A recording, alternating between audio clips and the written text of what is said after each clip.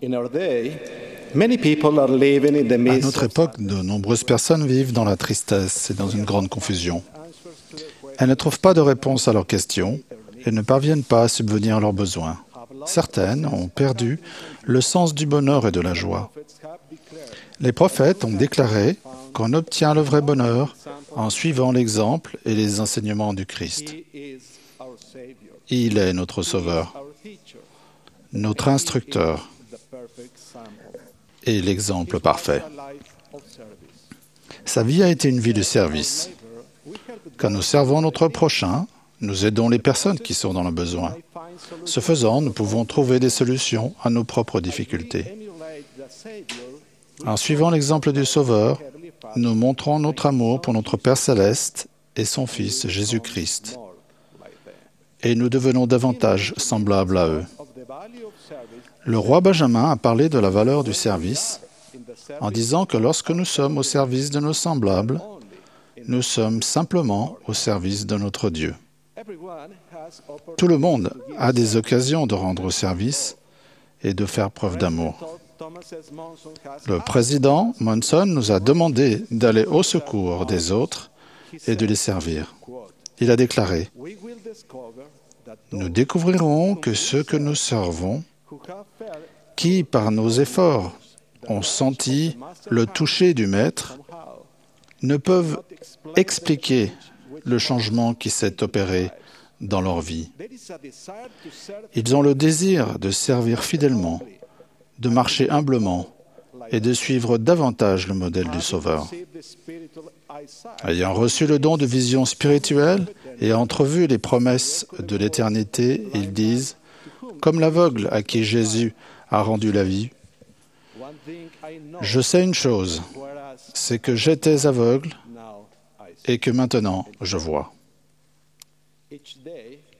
Chaque jour, nous avons l'occasion d'aider et de servir, de faire ce qui est bien, au bon moment, sans tarder. Songez aux nombreuses personnes qui ont des difficultés à trouver un travail, ou qui sont malades, qui se sentent seules, ou même qui pensent avoir tout perdu. Que pouvez-vous faire pour aider ?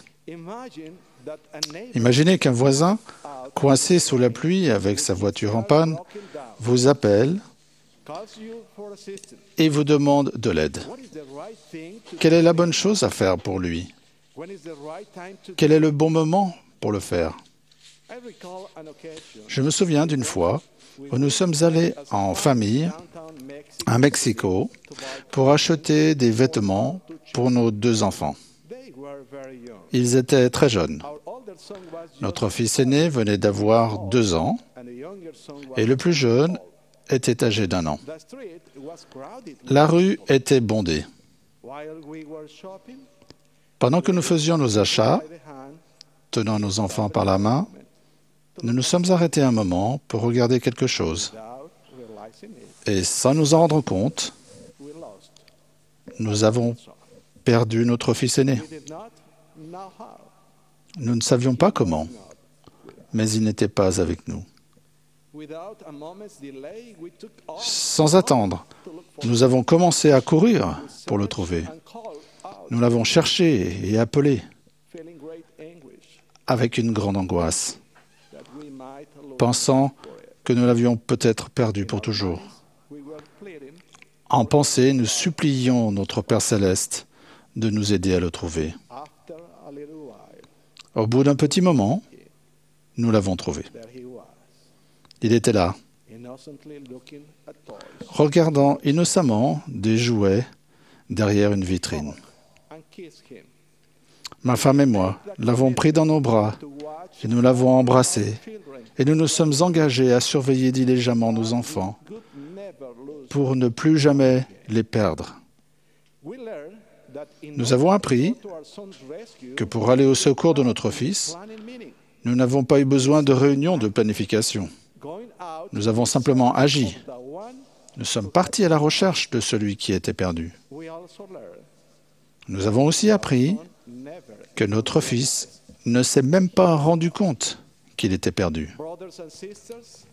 Frères et sœurs, il y a peut-être beaucoup de gens que nous avons perdus de vue pour une raison ou une autre et qui ne savent pas qu'ils sont perdus.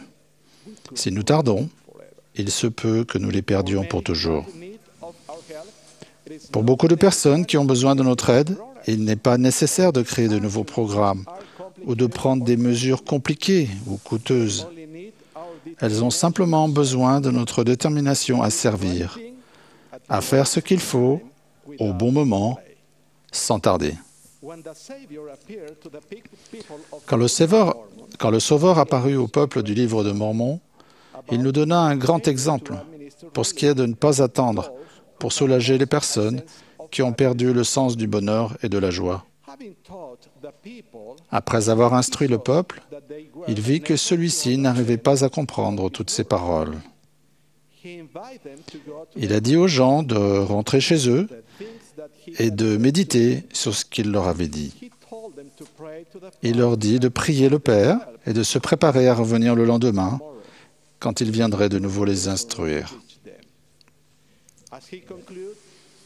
Quand il cessa de parler, il regarda la multitude et la vit pleurer parce qu'elle souhaitait qu'il reste avec elle. Et il lui dit, « Voici, mes entrailles sont remplies de compassion envers vous. En avez-vous parmi vous qui sont malades? Amenez-les ici. En avez-vous qui sont estropiés ou aveugles, ou boiteux, ou mutilés, ou lépreux, ou qui sont desséchés, qui sont sourds, ou qui sont affligés de toute autre manière? Amenez-les ici, et je les guérirai. Car j'ai compassion de vous. Mes entrailles sont remplies de miséricorde. » Et ils lui apportèrent leurs malades, et il les guérit. La multitude se prosterna à ses pieds, l'adora, et lui baisa les pieds, de telle sorte qu'elle lui baigna les pieds de ses larmes. Puis il lui commanda de lui amener ses petits-enfants, et il les bénit, un par un. C'est l'exemple que le Sauveur nous a donné. Son amour est pour tous, mais il ne perd jamais de vue la personne, l'individu. Je sais que notre Père Céleste est aimant, compréhensif et patient. Son Fils Jésus-Christ nous aime de la même façon. Il nous apporte de l'aide par l'intermédiaire de leurs prophètes. J'ai appris qu'il y a une grande sécurité à suivre les prophètes. Le sauvetage est toujours en cours. Le président Monson a dit, « Le Seigneur veut que nous pensions, que nous agissions, que nous fassions des efforts, que nous témoignions, que nous nous consacrions. » Nous avons une responsabilité et une grande occasion nous est donnée. Il y a beaucoup de personnes qui ont besoin de goûter de nouveau à la douce saveur de la joie et du bonheur que nous ressentons lorsque nous sommes pratiquants dans l'Église. C'est en recevant les ordonnances, en contractant des alliances sacrées et en les respectant que nous trouvons ce bonheur. Le Seigneur a besoin que nous aidions ces personnes. Faisons ce qui est bien, au bon moment, sans tarder. Je témoigne que Dieu vit et qu'il est notre Père. Jésus-Christ vit, et il a donné sa vie pour que nous puissions retourner en présence de notre Père Céleste. Je sais qu'il est notre Sauveur. Je sais que leur infinie bonté se manifeste continuellement. Je témoigne que Thomas S. Monson est leur prophète et que cette Église est la seule Église vraie sur la surface de la terre. Je sais que Joseph Smith est le prophète du rétablissement. Je témoigne que le livre de Mormon est la parole de Dieu. Il nous donne une direction et des exemples à suivre pour que nous ressemblions davantage à Dieu et à son Fils bien-aimé. J'en témoigne Au nom de notre Seigneur Jésus-Christ. Amen.